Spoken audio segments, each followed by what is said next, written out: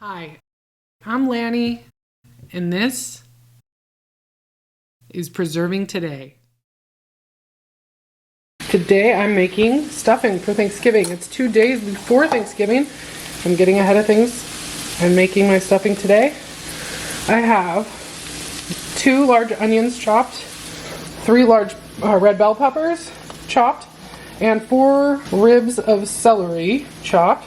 This is an Italian sausage stuffing, and I'm just chopping up some garlic cloves. I have 2 pounds of Italian sausage that we make. We grind the pork and we spice it. This one's been in the freezer for a while, almost a year, so thankful for my food preservation skills in our freezer, keeping this so we can be thankful for it this Thanksgiving. I also have turkey broth that I made quite a while ago and canned.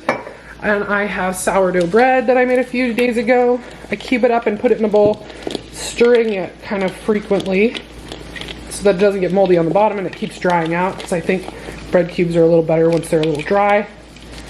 And so that's my homemade sourdough. This is an Italian style stuffing. And so a lot of the flavor that comes from it is going to come from that sausage.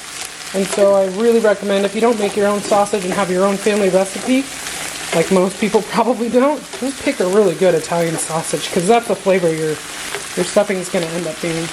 So I'm putting some salt in here. Remember, some of the salt's going to come from the sausage. I'm also taking into account that I'm using homemade broth, so my broth's not going to have salt. Stirring the salt in will also help these veggies release their water. Black pepper, basil, and oregano. I'm not measuring anything.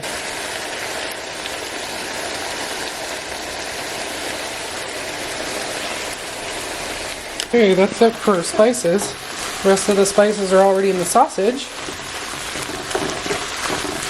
Now it's really going to start to smell good. We got our garlic chopped up here. I'm going to put that in last so it doesn't burn. Next I'm going to do the Italian sausage. So this pan is totally overfilled. It would be ideal to have about half as much stuff in here. But guys, I'm doing a big batch from scratch so that I can freeze some of it and have it for other meals this winter. I don't normally have stuffing any other time than Thanksgiving, but it's actually really good as a side occasionally when it's really cold outside. And so when you don't have anything to make for dinner, you can pull this from the freezer, let it thaw for part of the day, and then bake it in your oven, and you have stuffing just like you had on Thanksgiving. And so I just need to break up this sausage a bit and work that in, and we're going to brown this sausage. When the sausage begins to brown, then it's done. And we can move on to our next step. Alright, I went ahead and added the garlic. And that can kind of sit on the top and just warm as I keep breaking this up. You just don't want to have the garlic sit at the bottom of the pan and burn. You've got to like get it mixed in with the other stuff. Now I'm grating some good Parmesan cheese. 2 cups is what I'm going for this double batch recipe. Okay, so here's my finished Parmesan cheese. It's probably more than 2 cups, but whatever, you don't need to measure, it's fine. This is going to add to a lot of the salt and the flavor in the recipe as well. So keep that in mind when you're salting things, that this is going to add that salt. And keep that in mind when you're picking your Parmesan or any kind of hard aged cheese, like Pecorino Romano would be fine too. You just want to really like the flavor, because it's going to be adding a lot to the flavor, just like the sausages. Now I have 2 sticks of butter in here, 1 cup, and I'm going to be adding some dry white wine. This is a Pinot Grigio from Portland. I don't know if it's good. I know nothing about wine. This is where I could use to improve. I'm sure I'm going to use about a cup. And I'm going to melt that with my butter real quick.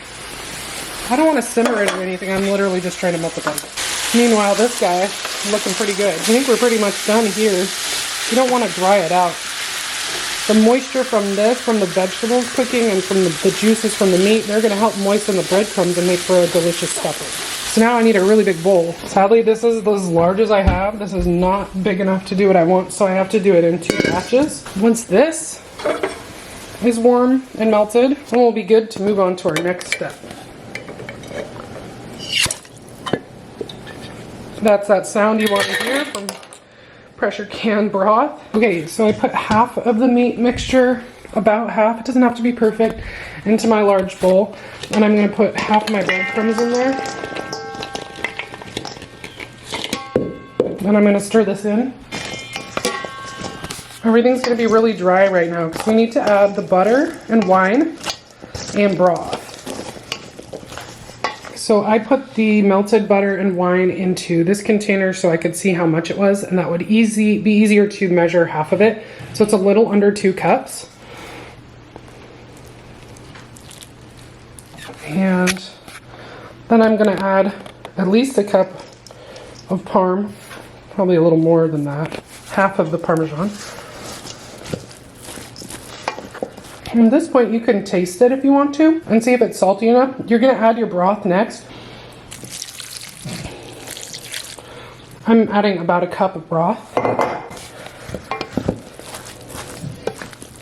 Mix everything really, really well, and now it's done, and it just needs to go into your trays. So here I have 2 prepared 8x8 disposable trays, and I have my one normal casserole dish here for Thanksgiving. If I was not hosting a meal, then I could do 4 portions of this, because you don't need more than that for 2 adults and 2 kids for dinner. That's plenty.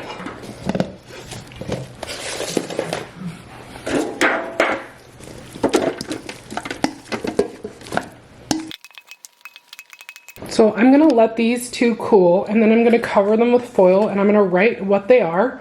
Italian sausage stuffing, and I'm gonna write the instructions for reheating them. So 350 for 30 to 45 minutes. I'm gonna reheat them covered and then take the foil off for the last 15 minutes of them, so I could write that if I wanted to. And then after they're wrapped like that, I'm going to again wrap them in saran wrap to make them better for the freezer, and then these 2 are gonna go in the freezer for another day. All I did is put the other half of my bread from here in with the other half of everything else. If you have a big enough bowl, which I should by now, what am I doing? You don't have to do this in 2 batches. You can do it all in one. It just depends on making sure that you can stir it really well so everything gets covered and incorporated. The other thing to keep in mind is that on the day of baking, I always have extra hot turkey or chicken stock on hand to drizzle over it again, because dry stuffing is gross. So that's why I keep a stocked pantry with lots of canned turkey or chicken stock and beef broth even. That's it. So once these things cool, I'm just going to cover them. This one's going to go in the fridge for Thanksgiving Day. I'm going to take it out of the fridge about 4 hours before I want to put it in the oven so it can come to room temperature, because this is Pyrex and we don't ever want to shock that. It will explode. Those guys are going to go in the freezer, and that's it. That's how I make big batch from scratch Italian sausage stuffing. Okay, everything you saw so far was filmed November 21st of 2023. And here it is, September 21st of 2024, exactly 10 months later, and I am needing a quick dinner, and I'm making this Italian sausage stuffing from the freezer for my family for dinner tonight. All I did is pull it out from the freezer and let it sit on the counter during the day. And here is what it looks like after it's thawed a bit and it's been sitting on the counter, and it looks actually pretty good. It's not freezer burned. So I put this in a preheated oven at 350 degrees and I baked it for 30 minutes. Then I removed the foil and baked it again for 15 minutes more. I let it cool as I fried some of our homegrown eggs in butter. And that's it. That was dinner. Eggs and this Italian sausage stuffing. It turned out great. It was still moist enough while still being able to get crispy on the top. It went really good with some soft cooked eggs, and everybody liked it. I highly recommend making extra of some of your favorite holiday dishes and freezing them so you can enjoy them other times of the year when you might not have as much time to put all the effort in making something from scratch. This Italian sausage stuffing was made with my homemade sourdough that I made into cubes, and even homemade sausage that we ground and spiced ourselves. It makes this dish super special, and to have it so quickly without any extra effort that day makes it even more special yet. It's definitely a present that I wrapped for my future self, and we're enjoying it today. Do you freeze extra of some of your family's favorites? Let me know in the comments. I'm Lanny, and this was Preserving Today.